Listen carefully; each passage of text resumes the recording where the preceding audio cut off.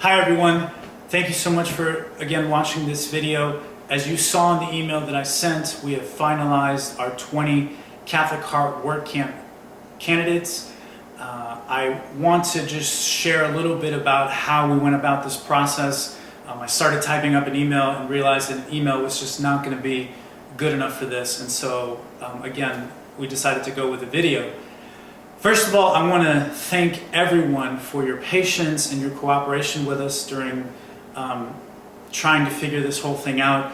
I specifically want to thank all of you who sacrificed by either switching over to the diocesan work camp or stepping down from work camp altogether. I've been humbled and just so impressed with your children, some of who called me or sent me an email saying, "Leo, I would love to go to work camp. It was such an amazing experience, but I am willing to step down so that someone else can share in this experience." Again, just blown away by their willingness to sacrifice, which I think is an amazing testament to you as parents for the way that you're raising your children. So thank you for that. That was just such a beautiful thing. There have been some questions that have arisen from emails or phone calls that I've received as to why we have allowed the 8th graders to have priority over work camp. You know, technically they have 4 years of high school, so why are we letting them go now? Why not let them wait and give the high schoolers priority? Well, it's a great question, and the answer basically comes down to this. On average, in the United States, 8th graders after confirmation, about 75 to 80% of them disappear. We don't see them again in the church, and when we do see them, for the most part, it's a smaller group who wants to get married and they're coming for their sacraments, and that's when we see them again.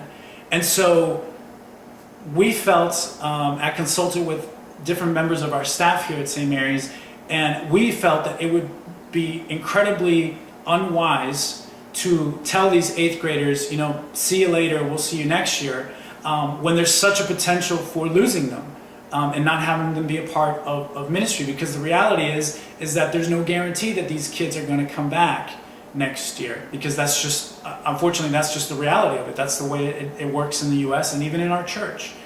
And so that's not to say that, please don't misinterpret what I'm saying, that's not to say that the families of these current 8th graders we felt were going to drop the ball and not have their kids be involved in church. That's not what we're saying.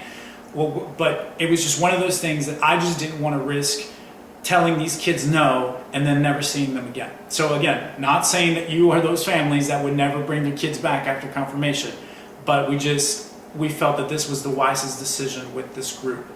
The next group of people that we made priority for were the seniors, obviously, and the juniors. For the seniors, just because this is their last opportunity to go. For the juniors, because senior year gets pretty crazy and a lot of them aren't able to do work camp, so junior year may be the last time they have an opportunity.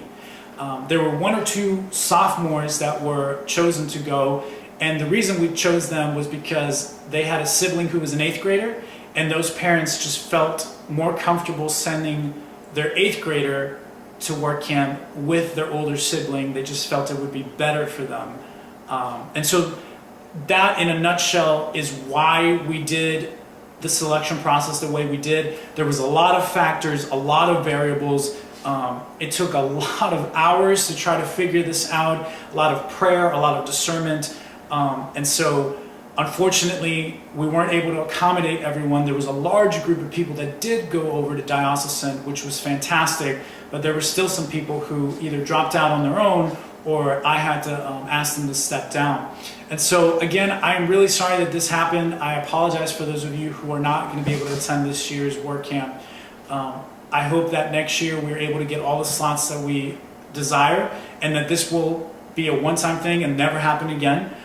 So if there are any folks who want to talk to me, you know, maybe want to chat a little bit about why their kid didn't get selected over another kid, feel free to call me. I have no problem talking to you about this. The list has been finalized, so there will not be any more changes made unless someone drops out, you know, and there's room for someone to be added. But I don't foresee that. So Thank you so much again for your patience, and have a great day.